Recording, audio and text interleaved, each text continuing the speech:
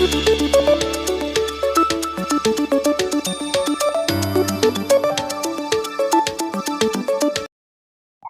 নির্বাচনের দিন ঘোষণা হওয়ার পর থেকেই নির্বাচনী ময়দানে নেমে পড়েছেন শাসক থেকে বিরোধী দলের সমস্ত কর্মী সমর্থকেরা।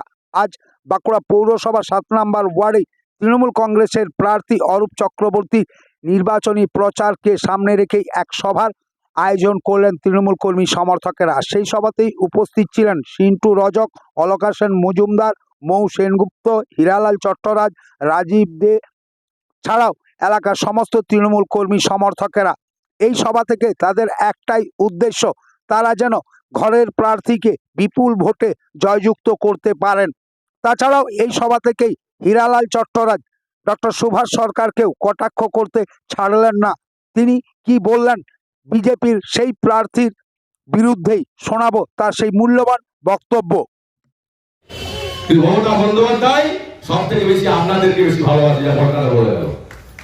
বাউরি জাতিকে বেশি, বাকি জাতিকে বেশি ভালোবাসে, নিচু জাতিকে বেশি ভালোবাসে। দেখবেন একটা ছোট বাচ্চা যদি উনি যাচ্ছে রোডে যাচ্ছে, কারো বাচ্চা যদি থাকে তাহলে যে বাচ্চাই হোক না কেন বলে নিয়ে হামি খেয়ে গেল। এটা হলো বরাবরের অভ্যাস। এই মমতাকে দেখে আবার এরা করতে যাচ্ছে, আবার দিদিকে দেখে আবার বিজেপির লোকগুলো করতে যাচ্ছে। সেটা মানাবে কেন? দিদি ছোট থেকে। আর আজকে দিদি কেন আপনাদেরকে বেশি ভালোবাসে জানেন না? দিদি আপনাদের মতো পরিবার থেকে উঠে এসেছে, একদম একদম গরিব পরিবার থেকে। তাই তো তিনি এইসব প্রকল্প ঘোষণা করেছেন। উনি যে গরিব ছিলেন, উনি তো গরিবের কথা মর্ম বুঝবেন। সুভাষ সরকার এই গরিব বলুন না, আর দেখে আসুন হাসপাতালটা। আপনারা হয়তো ভেবেছিলেন যে সুভাষবাবুকে ভোটটা দিলে আমাদের উন্নয়নটা হবে, আর যদি ফ্রিতে চিকিৎসাটা পাই। উনি ডাক্তার, ভুলেও চিকিৎসা করাতে হাসপাতালে যাবেন না। ওরা একটা আমাদের এই 20 নম্বর ওয়ার্ডে একটা মেয়েকে, জানেন তো, শুনেছেন হয়তো, একটা মেয়ে গর্ভবতী ছিল। প্রথম থেকে তার ছেলেকে দেখাচ্ছিল, তার ছেলে নাকি গাইনো ডাক্তার, প্রথম থেকে দেখাচ্ছিল তাকে। তারপরে কি বললো জানেন? কি করলো?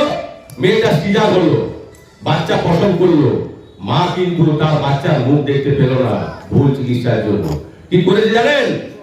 বলছে কি না, রক্ত জমাট বাঁধার ওষুধটা ছিল, মানে রক্ত জমাট বাঁধবে না, রক্ত বেরিয়ে যাবে। আরে ভাই, তুমি তো ডাক্তার, তুমি তো অপারেশন করার আগে তার তো ব্লাড টেস্ট করেছো। তার ব্লাডে কতটা হিমোগ্লোবিন আছে, তার ব্লাডে কি কি রোগ আছে ধরা পড়বে তো। কিন্তু না, ও ডাক্তারি পাস করেনি। ওই মহিলাকে দিয়ে তার ছেলেকে প্র্যাকটিস করিয়েছে যে কেমন পারে এই সিজার করতে। সিজার করতে যে কি হলো না, একটা নারীকে সেলাই করে দিল, যে যেটার থেকে ব্লাড করানো হচ্ছিল। মহিলা ওই মাটি মারা গেল, তার কিন্তু ছেলে সন্তানের মুখ দেখতে পেল না। এই তো আমাদের ডাক্তার।